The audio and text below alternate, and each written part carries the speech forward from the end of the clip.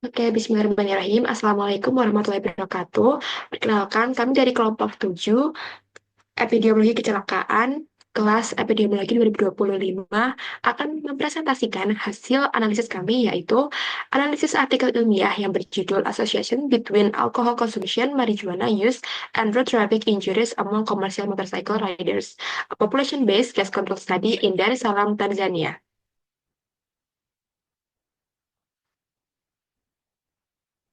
Next.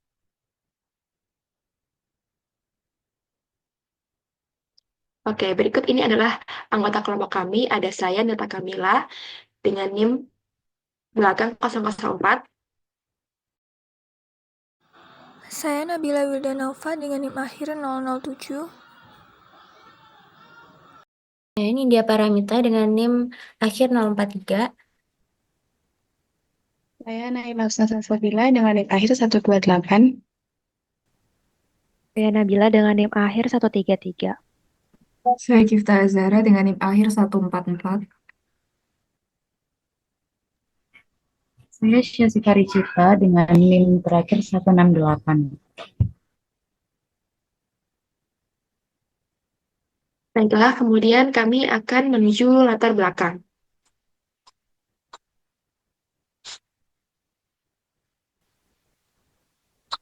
Oke, baik. Untuk latar belakang, jadi road traffic injuries atau kecelakaan lalu lintas merupakan salah satu penyebab utama perawatan darurat di banyak negara berpendapatan rendah dan menengah. Di Afrika sendiri memiliki angka kecelakaan lalu lintas yang sangat tinggi dibandingkan dengan wilayah lain di dunia. Salah satu kelompok yang paling rentan terhadap kecelakaan adalah pengendara sepeda motor, terutama mereka yang bekerja di sektor transportasi komersial. Di Tanzania, angka kecelakaan sepeda motor sangat mengkhawatirkan. Lebih dari 50% pasien cedera yang dirawat di rumah sakit merupakan korban kecelakaan yang melibatkan sepeda motor. Banyak faktor yang menyebabkan tingginya angka kecelakaan ini, di antaranya yang pertama kurangnya pelatihan berkendara yang memadai, tidak semua pengendara memiliki SIM atau mengikuti aturan lalu lintas yang benar, lalu jam kerja yang panjang sehingga menyebabkan kelelahan dan kurangnya kewaspadaan di jalan, lalu penggunaan alkohol dan ganja yang dapat menurunkan refleks dan konsentrasi saat berkendara. Nah, alkohol dan ganja sendiri telah lama dikaitkan dengan peningkatan risiko kecelakaan karena dapat mengganggu koordinasi motorik, memperlambat reaksi, dan meningkatkan kecenderungan untuk mengambil risiko berbahaya. Maka dari itu, penelitian ini bertujuan untuk memahami seberapa besar pengaruh konsumsi alkohol dan ganja terhadap kecelakaan lalu lintas, serta mengidentifikasi faktor-faktor lain yang mungkin berkontribusi terhadap kejadian tersebut. Next.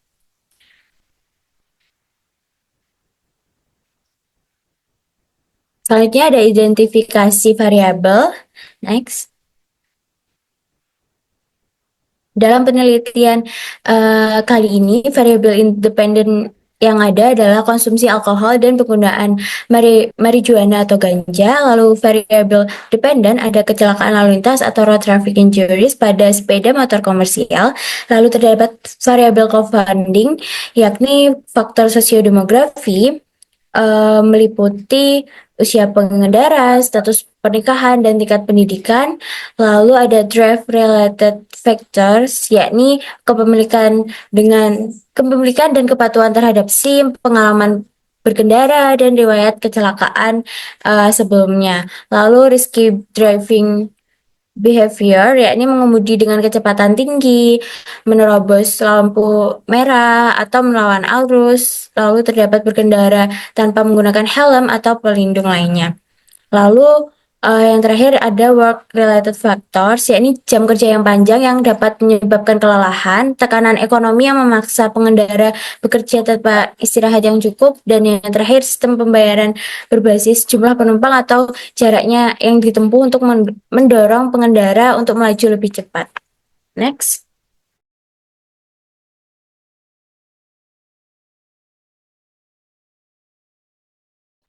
Baik, selanjutnya adalah gambaran desain penelitian.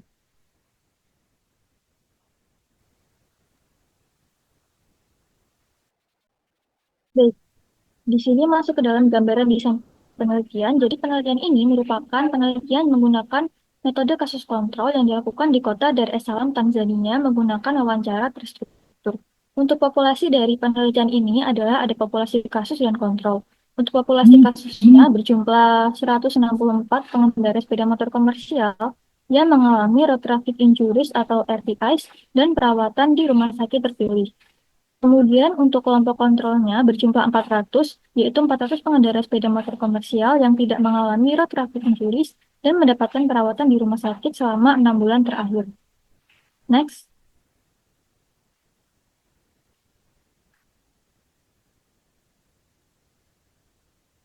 Baik, di sini ada kriteria inklusi dan eksklusi dari kasus, yaitu yang pertama kriteria inklusi adalah pengendara sepeda motor komersial, kemudian yang kedua mengalami kecelakaan lalu lintas, kemudian dirawat di rumah sakit terpilih. Di sini ada rumah sakit tersier, ada dua, yaitu Rumah Sakit Nasional Mubli dan Institut Ortopedi Mubli.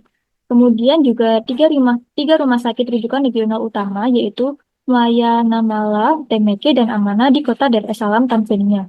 Kemudian kriteria inklusi lainnya adalah berusia 18 tahun ke atas dan dapat diwawancarai dalam waktu 14 hari setelah kecelakaan. Untuk kriteria eksklusinya sendiri yaitu tidak dapat diwawancarai dalam waktu 14 hari setelah kecelakaan karena kondisi kesehatan ataupun karena alasan lainnya. Next.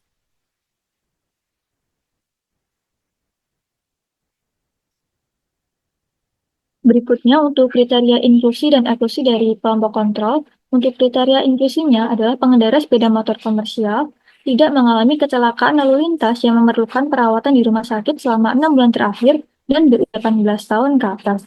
Untuk kriteria eksklusinya sendiri adalah menolak untuk menjadi responden dan tidak memenuhi kriteria inklusi. Next.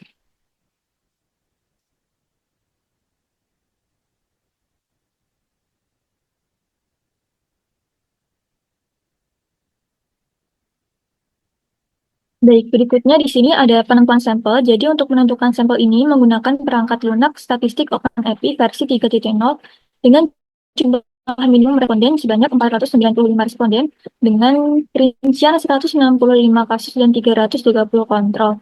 Dan di mana penelitian ini sudah memenuhi jumlah minimum. Untuk ciri demografinya sendiri dibagi menjadi ada kelompok usia, yaitu kelompok usia 18. Ini ada typo, 18 sampai 24, kemudian 24 sampai 25 sampai 29, 30 sampai 34, dan 35 sampai 48 tahun. Untuk kelompok status pernikahan ada lajang, menikah, dan bercerai, sementara kelompok tingkat pendidikan menjadi tidak sekolah, SD, SMP, dan SMA. Next.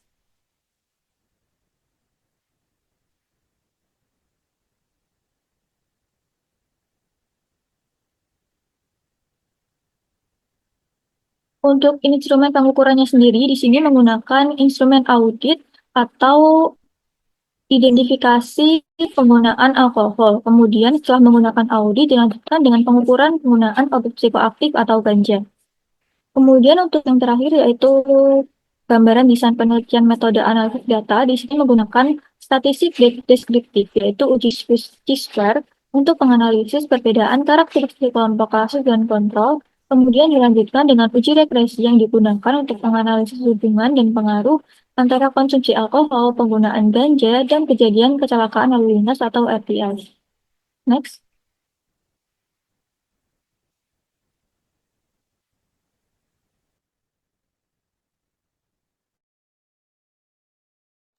Baik, selanjutnya adalah kerangka konsep penelitian, yaitu yang pertama, kerangka konsep penelitian ini menggambarkan hubungan antara konsumsi alkohol, penggunaan ganja dan jalan lalu lintas dengan mempertimbangkan berbagai faktor yang berperan. Faktor yang di sini dimaksud adalah seperti yang teman saya jelaskan tadi, ada beberapa variabel. Yang pertama adalah variabel independen, yaitu konsumsi alkohol dan penggunaan ganja. Kemudian ada juga variabel confounding, yaitu variabel pengganggu. Kemudian yang ketiga adalah variabel kontrol, seperti ada faktor sosiodemografi, faktor pengemudi, dan faktor pekerjaan. Ketiga variabel ini akan mempengaruhi variabel dependen, yaitu adanya cedera akibat kecelakaan seperti itu. Nah, di sini juga sudah tertera juga di tiap variabel jenis variabelnya itu misalnya seperti independen. Di sini variabelnya ada konsumsi alkohol, indikator atau kategorinya bisa jadi non-premium, premium normal, atau premium beresiko. Dan ini akan berpengaruh terhadap resiko cedera akibat kecelakaan. Kemudian untuk penggunaan ganja, di sini indikator atau kategorinya bisa pernah menggunakan dalam 1 tahun terakhir atau tidak pernah menggunakan. Dan ini akan berpengaruh terhadap resiko cedera akibat kecelakaan. Kemudian untuk variabel kontrol seperti sosiodemografi, seperti ada usia, status pernikahan, ya pendidikan, ini bisa berpotensi mempengaruhi hubungan antara variabel independen dan dependen. Kemudian yang kedua ada faktor pengemudi, di mana ini indikatornya seperti kepemilikan SIM, pengalaman berkendara, dan perilaku berkendara beresiko. Ini bisa berpotensi mempengaruhi hubungan antara variabel independen dan dependen. Kemudian untuk jenis variabel confounding atau variabel pengganggu, ini bisa jadi indikatornya adalah kondisi jalan, kepatuhan terhadap peraturan lalu lintas, dan penggunaan alat pelindung atau helm. Dan ini dapat mempengaruhi hubungan antara variabel independen dan dependen. Kemudian yang terakhir adalah jenis variabel dependen, yang variabelnya adalah cedera akibat kecelakaan. Indikatornya bisa jadi iya atau bisa jadi tidak. Dan ini dipengaruhi oleh variabel independen. Nah, analisis terhadap faktor-faktor ini menjadi sangat penting untuk kita menyusun kebijakan yang lebih efektif dalam pencegahan cedera lalu lintas seperti regulasi batas komunikasi alkohol bagi pengemudi dan edukasi mengenai resiko penggunaan ganja saat berkendara. Kemudian yang kedua adalah konsep epidemiologi. Di sini kami melakukan pendekatan epidemiologi, yaitu terdapat faktor individu atau host, faktor penyebab atau agen, faktor lingkungan atau environment. Di sini faktor individunya terdiri dari konsumsi alkohol, penggunaan ganja, perilaku berkendara berisiko, kepemilikan SIM, pengalaman berkendara. Kemudian yang kedua adalah faktor agen atau penyebabnya. Di sini karena yang pertama gangguan kognitif akibat alkohol. Kemudian yang kedua ada efek psikomotorik dari ganja. Kemudian di sini ada juga faktor lingkungan seperti kondisi jalan, kepatuhan terhadap aturan lalu lintas, penggunaan helm, jam kerja, pendapatan harian, dan lain-lain. Dan di sini akan mempengaruhi kecelakaan lalu lintas. Kemudian kalau misalnya terjadi kecelakaan akan mengakibatkan cedera. Nah, kerangka konsep ini didasarkan pada pendekatan teori segitiga epidemiologi atau triangle of epidemiology oleh John Gordon. Teori ini menjelaskan bahwa suatu kejadian, dalam hal ini kecelakaan lalu lintas, terjadi akibat interaksi antara 3 faktor utama, yaitu host, agen, dan environment. Dan lebih jauh, kecelakaan yang terjadi dapat menyebabkan cedera akibat kecelakaan yang tingkat keparahannya bergantung pada kombinasi faktor-faktor di atas atau faktor host, agen, dan environment tersebut. Kemudian, yang ketiga adalah konsep Swiss cheese. Dalam model ini, setiap lapisan pertahanan memiliki celah atau lubang yang memungkinkan bahaya melewati semua lapisan jika kelemahan tersebut sejajar. Jadi seperti keju, di sini ada beberapa tingkatan, yaitu yang pertama organizational influence, unsafe supervision, precondition for unsafe acts, dan yang terakhir adalah unsafe acts. Di sini saya juga membagi dalam keempat lapisan tersebut. Yang pertama adalah organizational influence atau pengaruh organisasi dan regulasi, di mana lapisan pertama ini dalam model Swiss cheese berkaitan dengan kebijakan pemerintahan seperti hukum, regulasi transportasi yang seharusnya menjadi pertahanan utama dalam mencegah pengemudi mabuk berkendara. Contohnya seperti yang pertama, kurangnya regulasi ketat terhadap pengemudi mabuk. Yang kedua adalah sanksi yang tidak cukup menimbulkan efek jerah bagi para pengemudi. Kemudian yang ketiga adalah minimnya edukasi keselamatan berkendara. Dan celah Swiss cheese ini bisa minimalisir dengan sistem regulasi dan kebijakan yang longgar membuat pengemudi tetap bisa berkendara meskipun dalam kondisi tidak layak. Kemudian yang kedua, lapisan kedua adalah unsafe supervision, di mana ini berarti adalah pengawasan yang tidak aman, di mana lapisan kedua ini berkaitan dengan bagaimana aturan yang ada diimplementasikan dan diawasi. Jika pengawasan terhadap aturan keselamatan berkendara lemah, maka pelanggaran akan lebih sering terjadi. Misalnya yang pertama adalah kurangnya razia atau tes narkoba di jalan raya, atau yang kedua adalah kurangnya ketatnya seleksi SIM. Kemudian yang ketiga adalah minimumnya pemantauan penggunaan alkohol di tempat umum. Jadi untuk celah Swiss cheese yang kedua adalah pengawasan yang lemah menyebabkan aturan yang tidak ada diterapkan yang dengan efektif sehingga risiko kecelakaan meningkat. Kemudian untuk lapisan ketiga yaitu adalah precondition for unsafe acts atau kondisi yang memungkinkan tindakan tidak aman. Di mana lapisan ketiga ini mencakup kondisi yang meningkatkan kemungkinan pengemudi melakukan tindakan berbahaya. Yaitu yang pertama misalnya gangguan kognitif akibat alkohol dan ganja karena konsumsi alkohol dan ganja. Kemudian yang kedua adalah kelelahan atau stres pengemudi, di mana eh, jika pengendara dalam keadaan lelah lebih rentan mengambil keputusan beresiko. Kemudian yang ketiga adalah kondisi jalan yang buruk, di mana infrastruktur tidak mendukung keselamatan. Sehingga jelas wisdom yang ketiga adalah kombinasi dari faktor lingkungan dan kondisi si pengemudi menciptakan situasi yang ideal untuk terjadinya kecelakaan. Kemudian untuk lapisan keempat yaitu unsafe acts atau tindakan tidak aman, di mana ini adalah lapisan terakhir, yaitu adalah tindakan yang akan langsung menyebabkan kecelakaan. Yang pertama adalah mengemudi dalam keadaan mabuk atau terpengaruh ganja. Yang kedua adalah tidak menggunakan alat keselamatan, dan yang ketiga adalah melanggar aturan lalu lintas, di mana celah ini adalah karena semua celah lapisan sebelumnya tidak mampu mencegah tindakan ini, maka kecelakaan pun terjadi.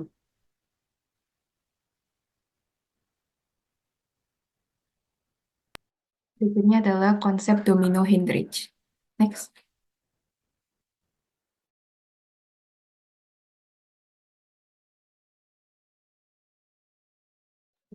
Jadi teori ini menyatakan bahwa kecelakaan tidak terjadi secara kebetulan, melainkan sebagai akibat dari rantai penyebab yang saling berhubungan, seperti domino yang saling menjatuhkan. Heinrich meyakini bahwa tindakan tidak aman atau unsafe action menyebabkan lebih banyak kecelakaan daripada kondisi tidak aman atau unsafe conditions. Nah, mekanisme terjadinya kecelakaan kerja dinamakan dengan domino sequence yang terdiri dari 5 bagian, yakni, next.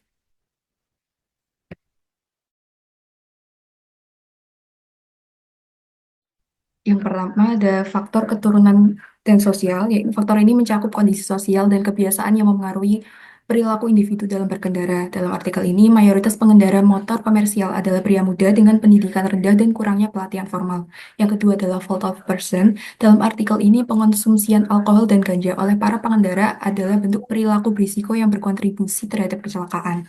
Selain itu, mayoritas pengendara juga belum memiliki SIM yang menunjukkan kurangnya kesadaran keselamatan. Yang ketiga, unsafe actions or mechanical or physical hazard. Tahapan ini merupakan penyebab langsung kecelakaan. Jadi dalam artikel ini meliputi pengendara motor dalam kondisi mabuk, lalu berkendara tanpa menggunakan helm atau APD, tidak mematuhi rambu lalu lintas, berkendara tidak mematuhi batas kecepatan, berkendara dalam kondisi kelelahan, dan jalan yang rusak atau infrastruktur yang buruk. Next.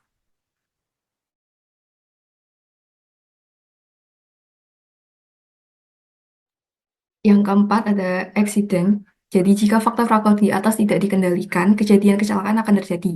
Pada artikel ini dijelaskan bahwa kecelakaan lalu lintas meningkat di kalangan pengendara motor komersial yang mengkonsumsi alkohol dan ganja. Selain itu, tingkat kecelakaan meningkat pada pengendara yang bekerja lebih dari 13 jam per hari. Yang terakhir ada injury. Hal ini merupakan dampak akhir yang diperoleh, yaitu kerugian secara fisik dan secara ekonomi. Ketika sudah terjadi kecelakaan, pengendara akan mengalami cedera fisik yang mengharuskan untuk berobat dan rehabilitasi. Tanya itu, pengendara juga akan mengalami dampak ekonomi seperti hilangnya produktivitas kerja dan beban pengeluaran untuk perawatan kesehatannya. Next.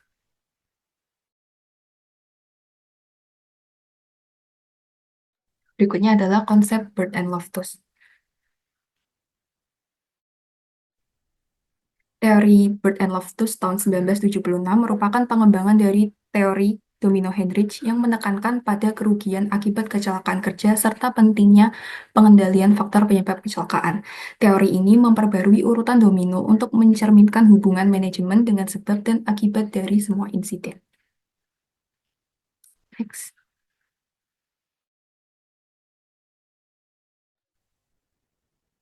Jadi konsep yang pertama yaitu kurangnya kontrol manajemen. Dalam konteks artikel ini, mayoritas pengendara tidak mendapatkan pelatihan formal dalam mengendarai motor serta kurangnya penegakan hukum terhadap pengendara yang melanggar aturan lalu lintas. Yang kedua, ada penyebab dasar, meliputi faktor personal dan faktor lingkungan dalam yang menciptakan kondisi berbahaya yang memungkinkan kecelakaan terjadi. Pada artikel ini, mayoritas pengendara motor komersial di Tanzania berasal dari kelompok ekonomi rendah dengan pendidikan terbatas dan kurangnya pelatihan formal. Lalu alkohol dan ganja dikonsumsi oleh sebagian besar pengendara motor dengan efek negatif pada kemampuan berkendara serta kurangnya pengadaan pelatihan berkendara. Next, yang ketiga adalah penyebab langsung. Hal ini meliputi unsafe actions dan unsafe conditions. Pada artikel ini dijelaskan bahwa pengendara yang mengonsumsi alkohol secara berlebihan memiliki risiko kecelakaan 6 kali lebih tinggi dibandingkan yang tidak mengonsumsi alkohol. Lalu pengonsumsian ganja dengan peningkatan risiko kecelakaan berkendara, mayoritas pengendara bekerja lebih dari 13 jam per hari yang akan meningkatkan kelelahan dan mengurangi fokus saat berkendara, serta infrastruktur jalan yang buruk. Yang keempat ada faktor insiden. Dijelaskan pada artikel ini bahwa banyak pengendara yang mengalami cedera serius akibat kecelakaan dan harus dirawat di rumah sakit. Yang terakhir, yang kelima, yakni faktor people, property, process loss. Jadi dibagi menjadi 3. Yang pertama ada people loss, merujuk pada dampak kecelakaan terhadap individu. Pada artikel ini, mayoritas korban kecelakaan adalah pengendara motor komersial yang mengalami cedera serius dan membutuhkan perawatan medis. Pengendara yang mengonsumsi alkohol secara berlebihan memiliki risiko kecelakaan 6 kali lebih tinggi dibandingkan yang tidak mengonsumsi alkohol, sehingga meningkatkan jumlah korban luka dan kematian. Kelelahan akibat jam kerja yang panjang juga berkontribusi terhadap kecelakaan, yang pada akhirnya juga akan menambah jumlah korban. Yang kedua ada property loss yang merujuk pada kerugian dalam bentuk kerusakan kendaraan dan infrastruktur.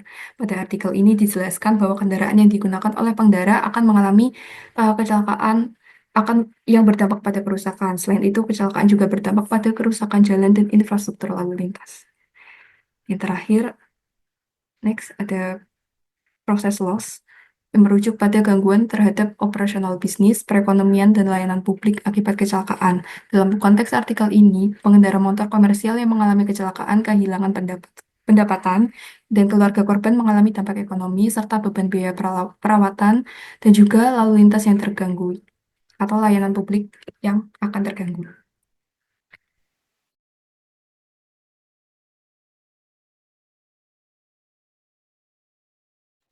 Baik, kemudian ada ukuran asosiasi atau analisis deskriptif. Yang pertama adalah analisis deskriptif karakteristik antara kelompok kasus dan kelompok kontrol. Di sini, karakteristik responden yang dilibatkan adalah yang pertama dibagi berdasarkan kelompok umur, yaitu 18-24, 25-29, 30-34, dan 35-48. Kemudian berdasarkan tingkat pendidikan, yaitu tingkat pendidikan rendah dan tingkat pendidikan yang tinggi. Kemudian ada juga berdasarkan status pernikahan, apakah dia single ataupun sudah menikah. Kemudian berdasarkan pengalaman mengemudinya, apakah dia mengemudi selama 6 bulan atau 6 bulan sampai 1 tahun atau 1 sampai 3 tahun ataupun lebih dari 3 tahun. Kemudian apakah dia memiliki SIM atau tidak, dan kemudian apakah selama mengemudi memiliki perilaku mengemudi yang termasuk beresiko tinggi atau beresiko rendah. Kemudian apakah pengemudi tersebut memiliki jam kerja per hari yang tinggi ataupun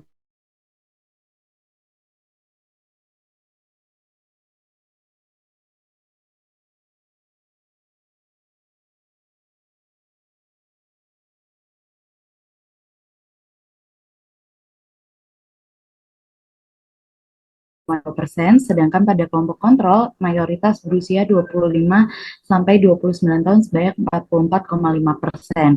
Kemudian apabila dinilai dari segi pendidikan, kelompok kasus memiliki tingkat pendidikan yang lebih rendah dibandingkan kelompok kontrol, yaitu 18,3%. Dari kelompok kasus tidak memiliki pendidikan formal dibandingkan dengan 16,5% pada kelompok kontrol. Kemudian sementara itu 15,2% dari kelompok kasus yang memiliki pendidikan menengah ke atas jauh lebih rendah dibandingkan kelompok kontrol, yaitu 40,8%. Nah, pada faktor sosiodemografi, yaitu pengalaman mengemudi dan kepemilikan SIM, menunjukkan perbedaan yang signifikan, yaitu 39% dari kelompok kasus tidak memiliki SIM apabila dibandingkan dengan kelompok kontrol, yaitu 35,6%. Kemudian dari segi pengalaman berkendaranya, 51,2% dari kelompok kasus yang memiliki pengalaman lebih dari 3 tahun, sementara pada kelompok kontrol, angka ini bisa mencapai 66,5%. Hal ini menunjukkan bahwa pengalaman berkendara yang lebih lama dapat mengurangi resiko kecelakaan. Kemudian dalam aspek perilaku berkendara, sebanyak 81,7% pada kelompok kasus memiliki perilaku berkendara yang jauh lebih beresiko apabila dibandingkan dengan kelompok kontrol, yaitu 57,5%. Kemudian dari faktor jam kerja, di mana pada kelompok kasus melaporkan bahwa sebanyak 42,5% bekerja antara 15 sampai 20 jam per hari, sedangkan pada kelompok kontrol hanya 31,1% yang bekerja pada rentang jam tersebut. Selain itu, lebih dari 69,5% dari kelompok kasus memiliki pendapatan harian tinggi dibandingkan dengan hanya 26,3% pada kelompok kontrol.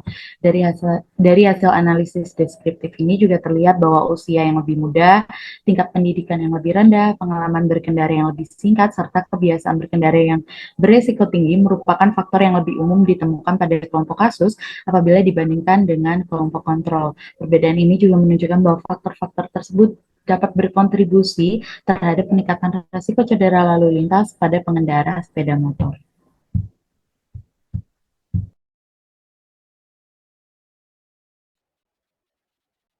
Selanjutnya yaitu distribusi konsumsi alkohol dan penggunaan ganja. Kelompok kasus lebih sering melaporkan konsumsi alkohol 2 kali atau lebih dalam seminggu dan lebih banyak pada tahun lalu. Untuk kelompok kasus, yaitu sebesar 14% atau 3,5 kali lebih mungkin melaporkan peminum berisiko dibandingkan dengan kelompok kontrol yang hanya 4%. Sementara itu, penggunaan ganja pada tahun lalu lebih tinggi pada kelompok kasus, yaitu sebesar 18,3% jika dibandingkan dengan kelompok kontrol yang hanya 8,8%. Apabila dilihat secara keseluruhan, kelompok kasus yaitu sebesar 15,3% dan kelompok kontrol sebesar 7,3% melaporkan mengonsumsi alkohol dan menggunakan ganja pada tahun lalu. Next.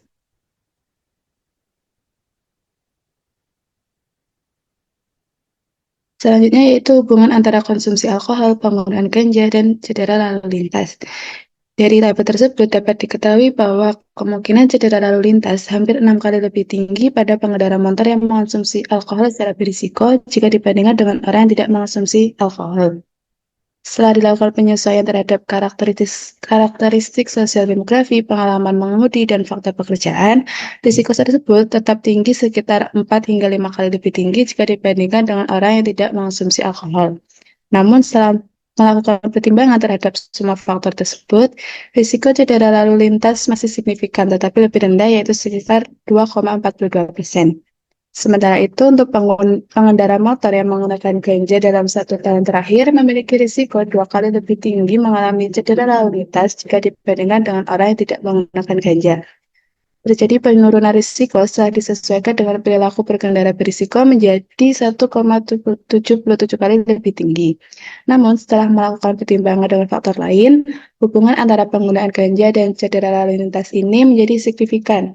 Hal ini berarti tidak ada bukti yang kuat yang menunjukkan bahwa penggunaan ganja secara langsung meningkatkan risiko cedera lalu lintas.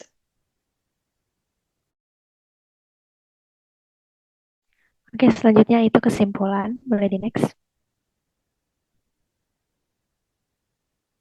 Oke, pada penelitian ini mengkaji hubungan antara konsumsi alkohol, penggunaan ganja, dan juga kecelakaan lalu lintas pada pengendara sepeda motor komersial di Dar es Salaam, Tanzania. Di mana pada pertama itu konsumsi alkohol itu meningkatkan risiko kecelakaan hingga 6 kali lebih tinggi dibandingkan dengan mereka yang tidak mengonsumsinya. Sementara penggunaan ganja juga berhubungan dengan peningkatan risiko kecelakaan, meskipun setelah penyesuaian faktor lain, hubungan ini menjadi kurang signifikan. Selanjutnya itu faktor sosiodemografi seperti usia yang lebih muda, tingkat pendidikan rendah, dan juga kurangnya pengalaman berkendara turut berkontribusi terhadap tingginya angka kecelakaan.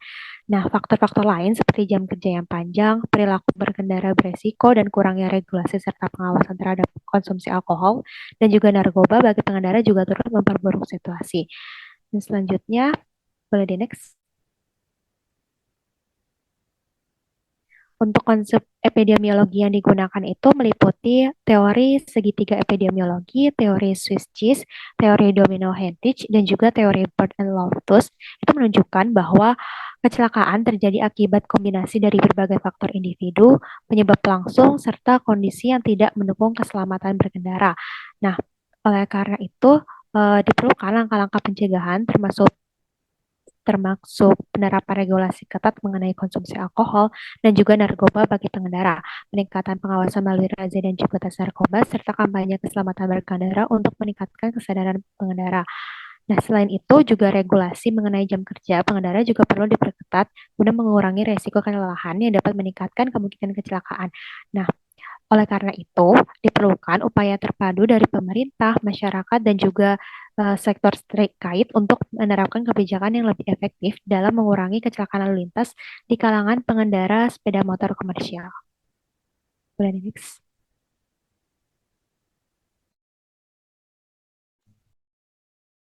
Oke, selanjutnya adalah proses diskusi, di mana di sini kami akan menyediakan 3 pertanyaan yang akan dijawab juga oleh kelompok kami. Monggo jika ingin berdiskusi. Baik, silakan Sofia. Oke, sebelumnya perkenalkan nama saya Sofia, saya izin bertanya. Pada latar belakang itu disebutkan bahwa penggunaan ganja dapat mengganggu persepsi dan juga koordinasi, meskipun dampaknya terhadap kecelakaan masih diperdebatkan. Nah, mengapa efek ganja terhadap kecelakaan masih diperdebatkan?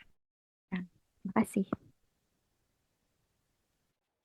Terima kasih Sofi atas pertanyaannya. Izin menjawab ya. Dari beberapa penelitian menunjukkan bahwa pengguna ganja itu lebih sadar terhadap kondisi mereka dan cenderung mengemudi lebih berhati-hati, tetapi tetap mengalami gangguan koordinasi dan refleks yang dapat meningkatkan risiko dari kecelakaan.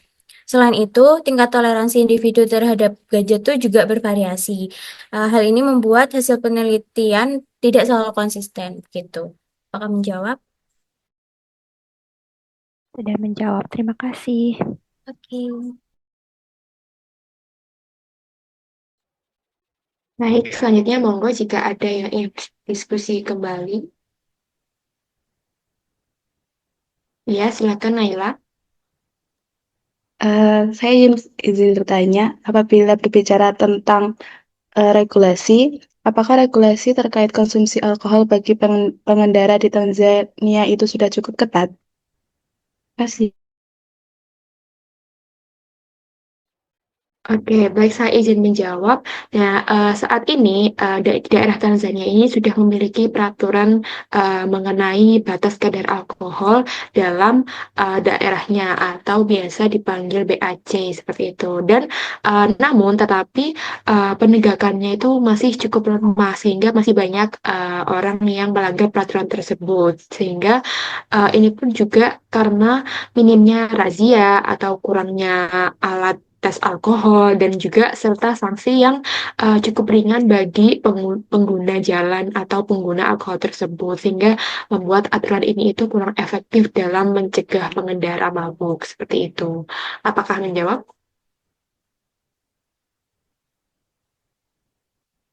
Baik, terima kasih. Mungkin ada yang lain untuk berdiskusi? Ya, silakan Rifka. Nanya, apakah faktor kemiskinan berperan dalam tingginya konsumsi alkohol di kalangan pengemudi?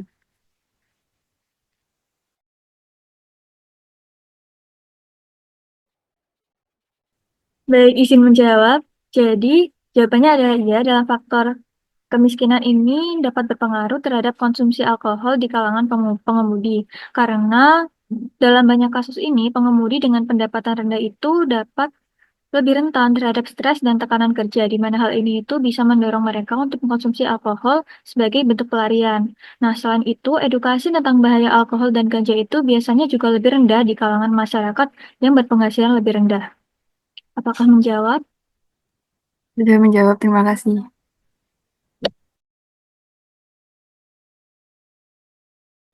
Baik, silakan jika ada diskusi yang lain. Aku juga mau tanya, kalau berdasarkan yang kita bahas tadi, sebenarnya apa sih tantangan utama dalam meneliti hubungan antara konsumsi zat tersebut dan kecelakaan?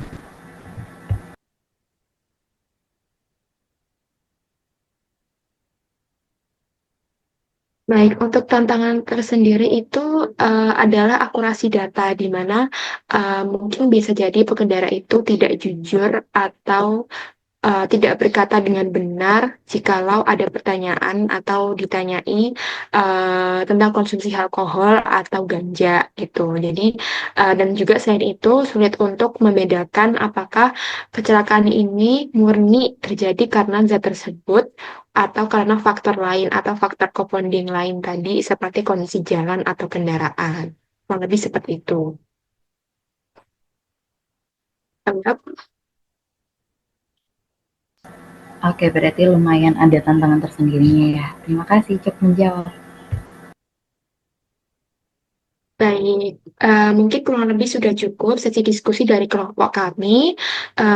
Kurang lebihnya mohon maaf. Semoga apa yang kami sampaikan bisa memberikan dampak positif dan memberikan ilmu yang cukup baik dan berguna. Sekian dari kami. Terima kasih. Mohon maaf jika ada salah kata. Wassalamualaikum warahmatullahi wabarakatuh.